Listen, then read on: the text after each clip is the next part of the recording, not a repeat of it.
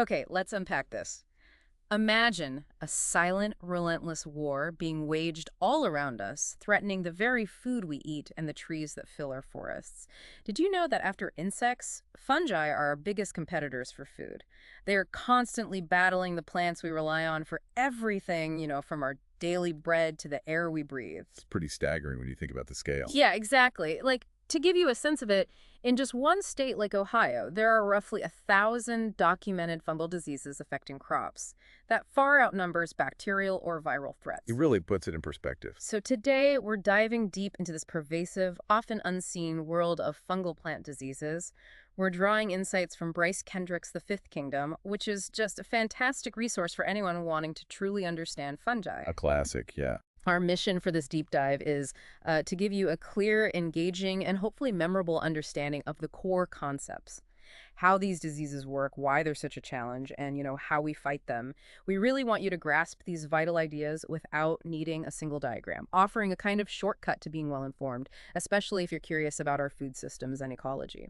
What's truly fascinating here, I think, is how these microscopic organisms have not only shaped human history and agriculture for millennia, but continue to pose this dynamic and evolving challenge to our global food security and the health of our natural ecosystems. Right. We'll try to connect the dots today, from ancient beliefs and historical disasters all the way to modern plant pathology, exploring how these threats have evolved and how our defenses have adapted too. Exactly. And this isn't just a topic for plant scientists, right? It's essential knowledge for anyone interested in agriculture, ecology, or simply understanding the fundamental forces that sustain or threaten life on Earth.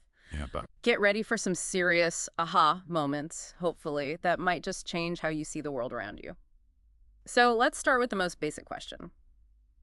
Why do fungi matter so much in this context? well, it really boils down to our utter dependence on plants. Everything comes back to plants. Directly or indirectly, yeah. They provide all our food.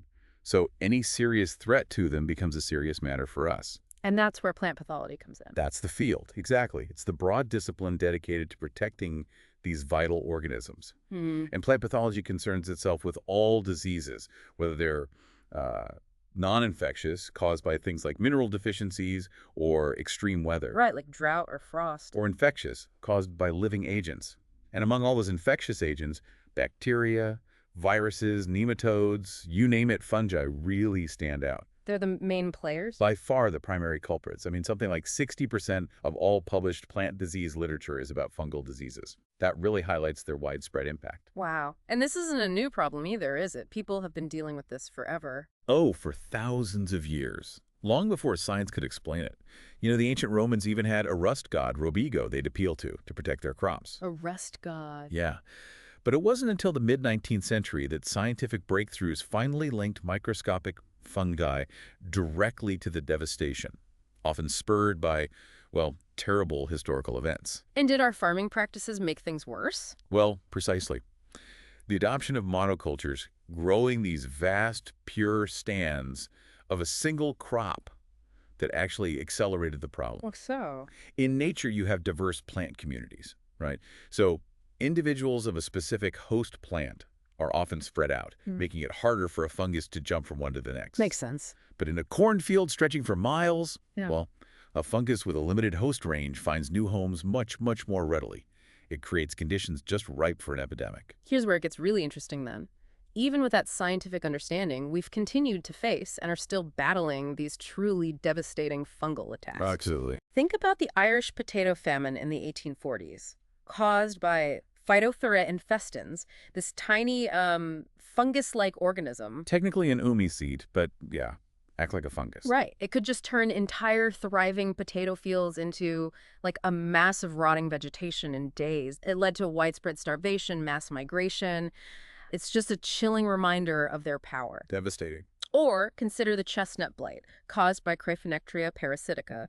It's virtually wiped out the majestic American sweet chestnut tree that forever altered the forests of eastern North America. A keystone species gone. Exactly. We're talking about a dominant tree species just gone.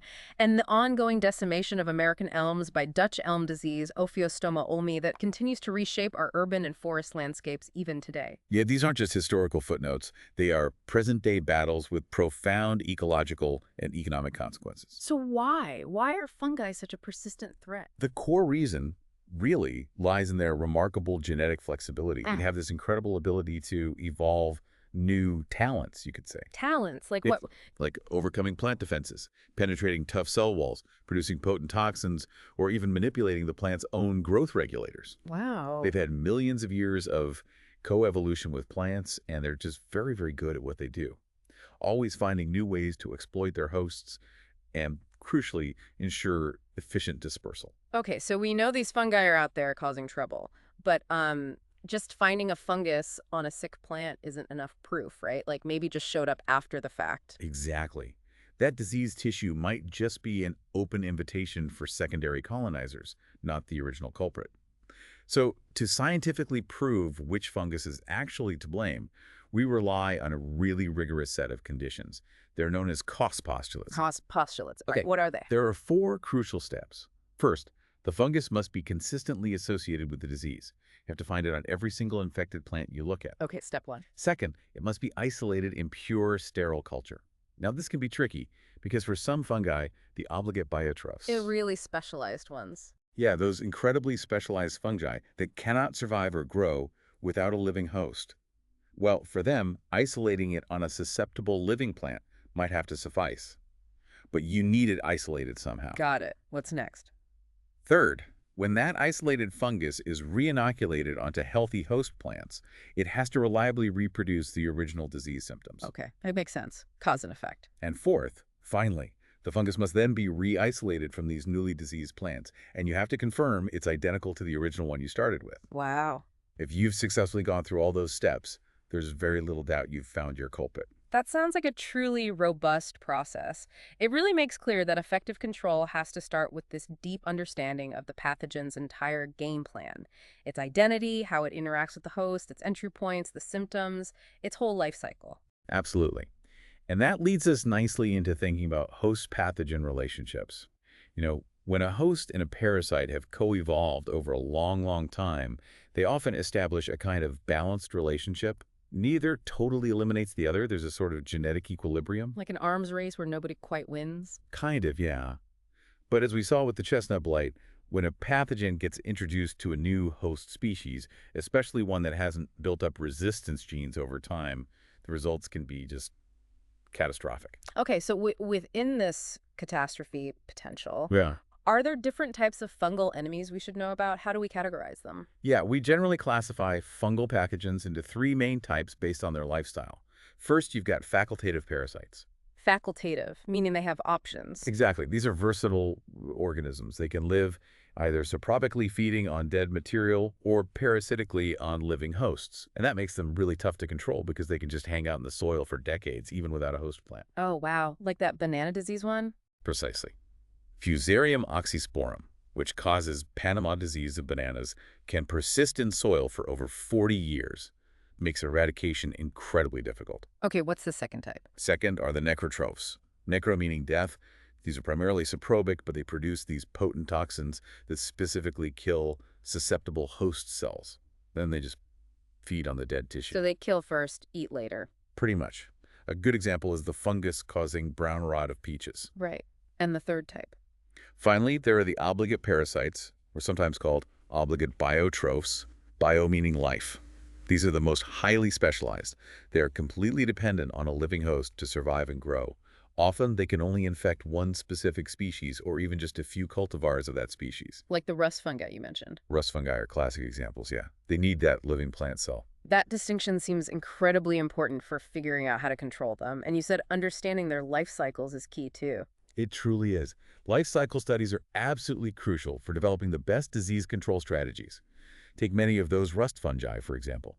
They often have incredibly complex life cycles, sometimes requiring 2 completely different plant species, a primary host and an alternate host to complete the whole thing. 2 different plants? Seriously? Yep, and knowing this allows us to break the cycle. Sometimes we can eradicate the less economically important alternate host. That was the strategy for the wheat rust fungus, Puccinia graminis. Getting rid of barberry plants, its alternate host, helped control the disease. Clever. Any other examples? Oh, yeah. Another classic is apple scab, caused by Venturi inequalis. Its primary inoculum, the first wave of spores, called ascospores, are released from dead, overwintered leaves in the spring. They cause the initial infections. Okay, start of the season. Then secondary inoculum, a different type of spore called conidia, gets produced on those newly infected leaves during the growing season. And these spores rapidly spread the disease through the orchard. Ah, so it snowballs. Exactly. And this knowledge tells us that control needs two approaches: removing those dead leaves in winter or spring, and applying repeated fungicide sprays during the growing season to stop that secondary spread. And what about that infamous potato blight again? The famine one. How does its life cycle help us? Right, the late blight of potato, Phytophthora infestans. Yeah. That also highlights the power of life cycle knowledge. This organism produces easily detached airborne spores called sporangia. Okay. When these land on a new potato plant, they release these delicate, short-lived swimming spores called zoospores. Now, the key thing is, these zoospores absolutely require free water on the potato leaf surface to swim and infect. Free water, like dew or rain. Exactly. And that requirement for free water is its Achilles heel, you could say. It's a critical control point because even tiny amounts of fungicide dissolved in that water film can kill the fragile zoospores before they even get a chance to infect the plant. That's a fantastic example of targeting a specific weakness. It's also interesting how diseases can hit a crop at basically any point, right? From seed to storage. That's absolutely right. Some really important diseases are seed-borne. They're already in the seed, like loose mud of wheat. Others, like damping off caused by Pythium species, they just devastate tender young seedlings, causing them to collapse and rot right at the soil line. Awful for seedlings. Then you have diseases attacking the growing or mature plant, like early blight of potato. And we can't forget the significant post-harvest losses. Things like soft rot of peaches or gray mold of strawberries can spoil entire harvests while they're in storage or transit. Ugh. So what does this all mean for how these fungi actually damage the plants? What are the mechanisms and what visible clues, the symptoms, do they leave behind? Well, the mechanisms are really diverse. In damping off those Pythium species, they use enzymes to dissolve the pectin, sort of glue holding plant cells together. They also produce toxins. It essentially causes the seedling tissue to just break down. Total collapse. Pretty much. Yeah. For vascular wilts caused by various Fusarium, Verticillium, or Ophiostoma species, the fungi get into the plant's xylem vessels, its internal water pipes. Right, the plumbing. And they block them up. Either with their own hyphae, their spores, or sometimes they even trick the plant into producing blockages called tyloses. This chokes off the water supply, leading to that dramatic wilting and often death. Like Dutch elm disease. Exactly. Then you have the rust fungi. As obligate biotrophs, they don't usually kill the host cells directly, at least not initially, but they cause significant damage when they have to rupture the host's epidermis, the plant's outer waterproof skin, to release their spores. Ah, so they break the skin. Yeah, this massive disruption leads to water loss and physiological stress, which drastically reduces yields, even if the plant itself stays alive for a while. And what about smuts and ergots? Ah, those are fascinating. Smut fungi and the ergot fungus, claviceps, they essentially hijack the plant's reproductive system. They replace the developing ovaries or seeds with their own fungal structures. So instead of grain, you get fungus. Exactly. Like in ergot, you get this hard fungal mass called a sclerotium instead of a rye grain. It's like if we grew corn just for the leaves, these diseases wouldn't be nearly as serious, but because we want the grain, they're devastating. That's a great way to put it. And sometimes the damage is indirect, like carrot leaf blight. It doesn't directly rot the carrot underground, but it weakens the leaves so much that the harvesting machinery can't grab them properly to pull the carrots out. So much of the crop just gets left in the ground. Wow. So it's not always about killing the plant outright, but often about subverting its purpose or making it unusable for us. That must be why classifying diseases by their visible symptoms is so important for diagnosis. Absolutely. And there are roughly 6 main categories of symptoms that fungi elicit. They really paint a vivid picture of the plant's distress. Okay, what are they? First, the most obvious is necrosis, which just means generalized cell death. This can look like the widespread leaf damage of late blight of potato, or the mushy breakdown of tissues and soft rot of peaches. Blights, spots, cankers, those are all forms of necrosis.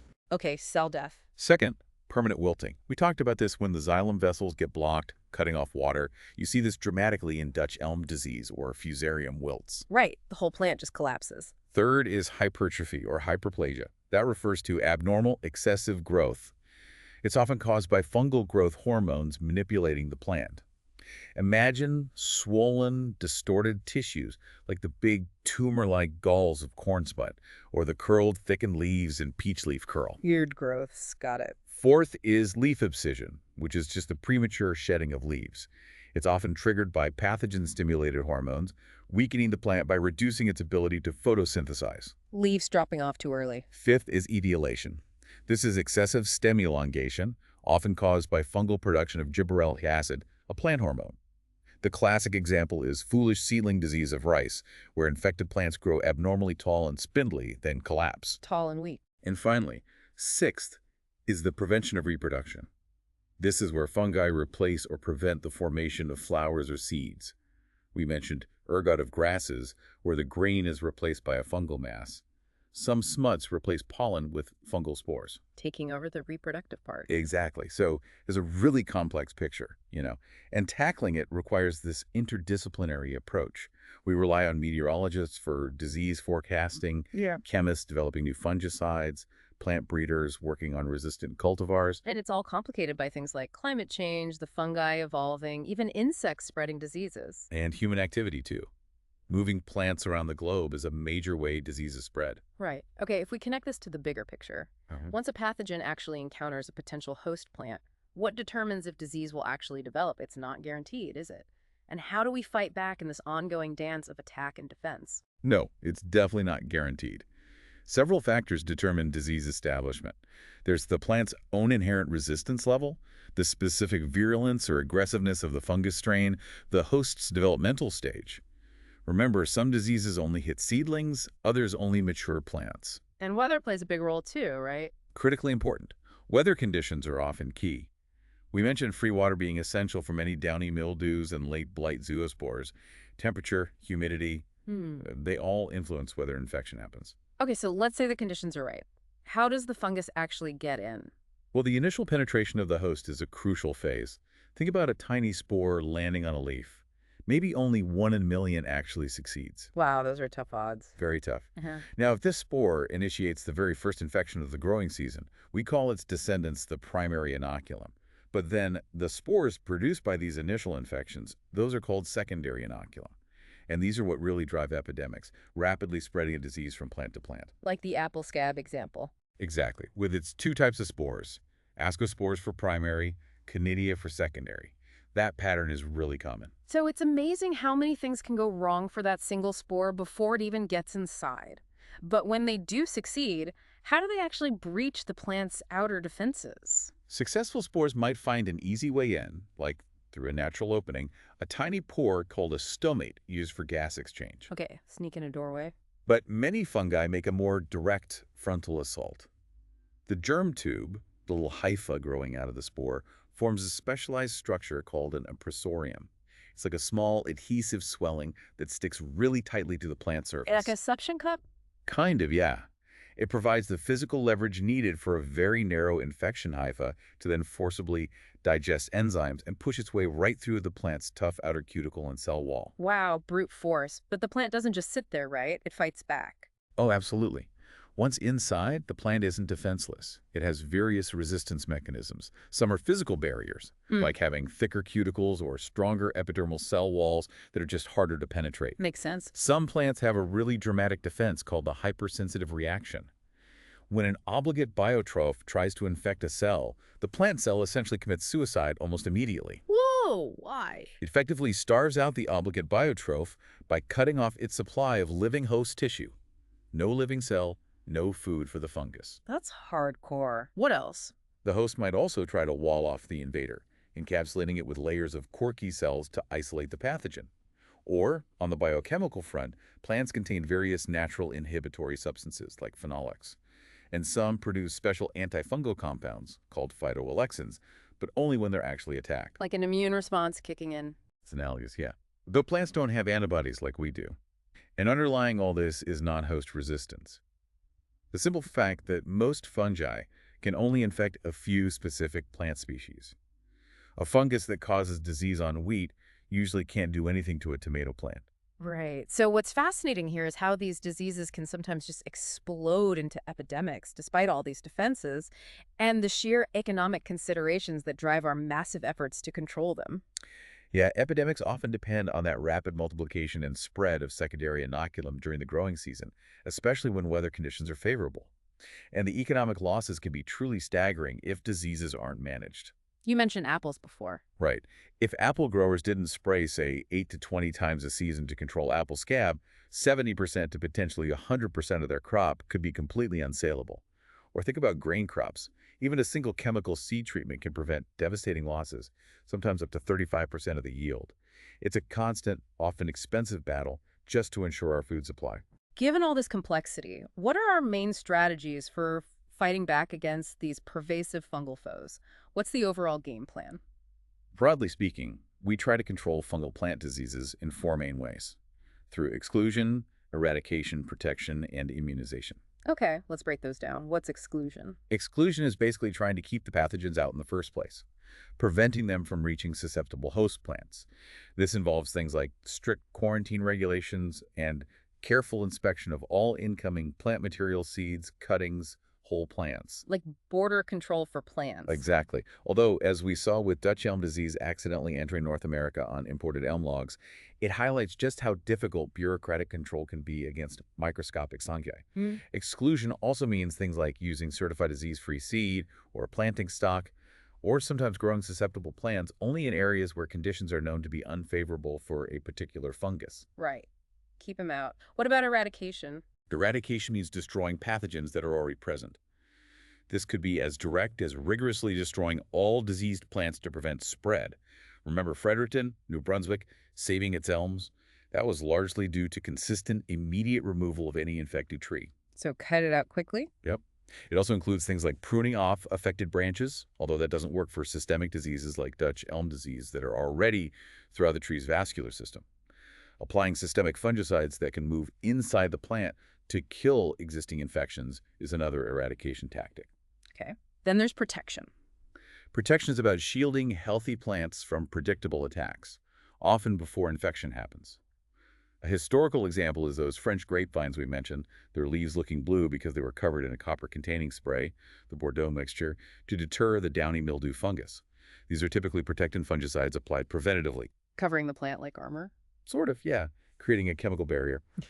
And finally, there's immunization. Immunization, like vaccines for plants. Well, not exactly vaccines. Plants don't have an antibody-based immune system like animals do, but immunization here refers mainly to using resistant cultivars, plant varieties that have been bred specifically to resist certain diseases. Ah, breeding stronger plants. Exactly. Leveraging those built-in defenses we talked about, like the hypersensitive reaction or the ability to produce phytoalexins. Breeding for resistance is often the most sustainable and effective long-term strategy. Okay, let's unpack this with some real-world application.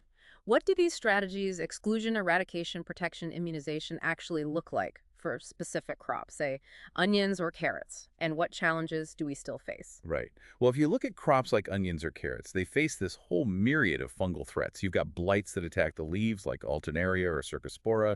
You've got neck rots from botrytis that spoil onions in storage, Fusarium bulb rots, downy mildews, smuts, root rots like Pythium causing rusty root in carrots, or Sclerotinia causing white mold. It's a long list. Wow, sounds like a minefield for farmers. It can be. So our defense strategies usually involve a combination of things. Rigorous crop sanitation is key, destroying crop debris after harvest by burning or plowing it under removes sources of inoculum. Carefully planned crop rotations are also vital, alternating susceptible crops with non-susceptible ones. But sometimes for pathogens like Sclerotium that survive a long time in soil, you might need rotations of 5 years or more to be effective. 5 years? That's a long time not to grow a certain crop. It is. We also rely on targeted fungicide treatments. That includes treating seeds before planting to protect seedlings from damping off or smut. And it involves applying protective sprays to the leaves during the growing season, oftentimes carefully using weather forecasts to be most effective against things like blights or downy mildews. And resistant varieties. Absolutely crucial. When available, using resistant cultivars is often the most effective and cheapest long-term method. For instance, controlling onion neck rot involved careful drying and storage, but resistant varieties help immensely. Same for Fusarium, bulb rot rotation helps, but resistance is key. But sometimes there just aren't good options yet.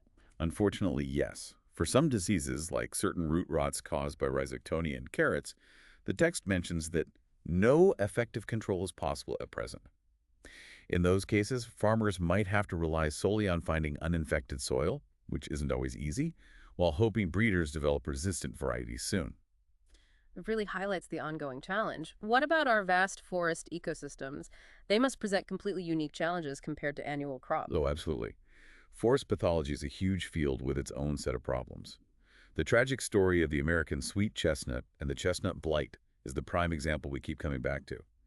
This magnificent tree, once ecologically dominant and economically vital, was virtually wiped out by an introduced fungus, Cryphonectria parasitica, forever changing the forest landscape. Just devastating. And today, fungal diseases continue to contribute significantly to annual wood losses in the lumber industry. We're talking millions of cubic meters of valuable wood lost each year in places like Canada, just from various trunk decays and root rots. And those are harder to deal with than leaf spots, I imagine. Much harder.